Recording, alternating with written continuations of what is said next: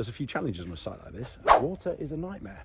It's a tricky time of year to start. We've gone about 5 or 6 grand over. Pumps in for the last couple of weeks, pumping water away.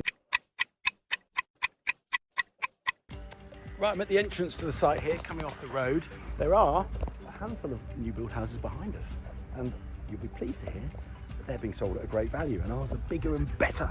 And ours go over a beautiful little stream which runs down here. It's not been finished yet, the bridge, it's just been dammed, and some nice big, horrible, nasty looking plastic pipe put under.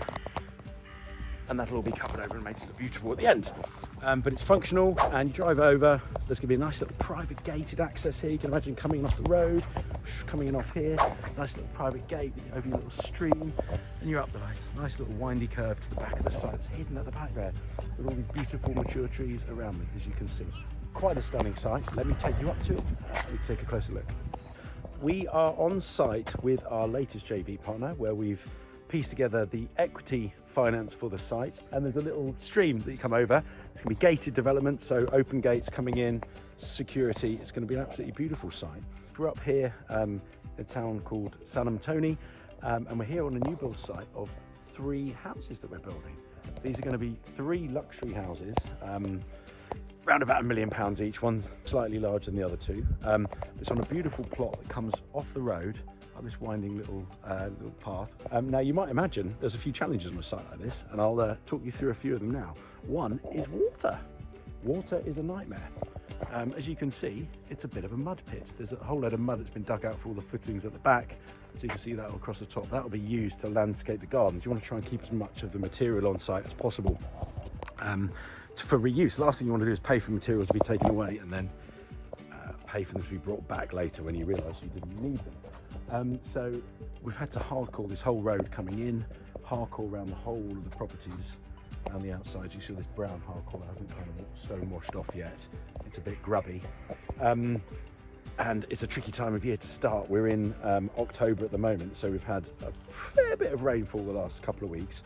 But the guys have been on site, I think, 4 weeks now, and we've got, you know, an amazing level, all the footings, all the ground floors in, and you can see we're down at brick level now already, almost at brick level on 2 of the 3 houses, which is fantastic, because then you're out of the ground. That's where all the risk is in property, new build property developing, because you're never quite sure how much hardcore you're going to need. We've gone about 5 or 6 grand over on the hardcore. I think it was about another 15 tons needed or something, because it just kept sinking down into the mud, so you'd have to keep adding, compacting and getting it in to you know, shore up the ground that you're working on, and the drive to get in, because if it's a mud bath getting in, none of the vehicles, the cranes, all of these concrete you know, footings and foundations are all there in place. And you'll see the way these are designed, actually, out of interest. You can see here there's a lip on the inside of these concrete beams, and then these bricks just sit on the lips either side of the adjacent concrete beams, creating the structure to be built on. And these things get knocked in, you know, in record time once you've got the concrete dug and all the surroundings around the outside. You can still see here all the water is in here, and we're trying to get it out without pumping it. We've had pumps in for the last couple of weeks, pumping water away and creating that sort of situation. But now it's kind of trying to use nature as much as possible, and you can sort of see water seeping away and creating little streams coming out of the brick. It's a little bit hard to see, but it kind of seeps out. It's all seeping out. It's gradually drying out. Here's one block that's not been laid. But yeah, really fun. I mean, we've not done a lot of new build over the years, so this is really quite new to us. We've done a lot of commercial conversions, a lot of care home conversions, a lot of office conversions, mega HMOs, all that kind of stuff. So I'm really enjoying getting, you know, more into the new build houses. I think it's a way the property market in the UK is really going a lot of the time into homes. You know, it's really becoming difficult to buy to let, and being a landlord, you're getting squeezed out by the government, you're getting squeezed out, you know, with Section 24 tax, with inflation, with bills, all this kind of stuff.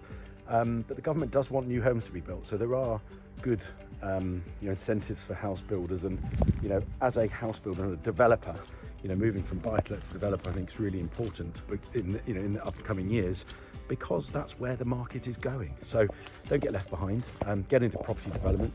And if you'd like my help, click the links around this video. I just want to show you the way these air gaps are designed. So under here, you've got these footings that I described a moment ago. These concrete beams hold on the bricks here. Underneath it, just earth. Obviously, you've got the foundations on the outside, and then you have the air vents that get installed in. So that will vent obviously here under the house, and on the outside of the brick, it looks something like that. It's basically an air gap brick, and that's installed all around the property so that you don't get condensation, you don't get build up under the property. It keeps mold from forming. It just generally protects and aerates the foundation. Obviously gives a little bit of a layer of air insulation as well, and raises the whole property up off the ground and off the water. But what's great to see with this kind of new build of today is sort of almost prefabrication of a lot of these foundations. Once you've got the main foundations in, a lot of this just sits on top of it and just gets hoisted in by a crane one at a time, load of brickies on site, and these things go up in a matter of a week or two. It's really quite incredible. So yeah, just wanted to show you some air bricks. You've got a bit of steel going up, and most of these properties we've got a garage. I think that's a garage over there, and this is bifold aluminium doors out to the beautiful garden. It's a beautiful plot. This is fields all around the back. As you can see, the outlook of these houses. Absolutely gorgeous plot with private gated access coming in. So please subscribe. Probably half of you that watch these videos don't actually subscribe to the channel. How dare you?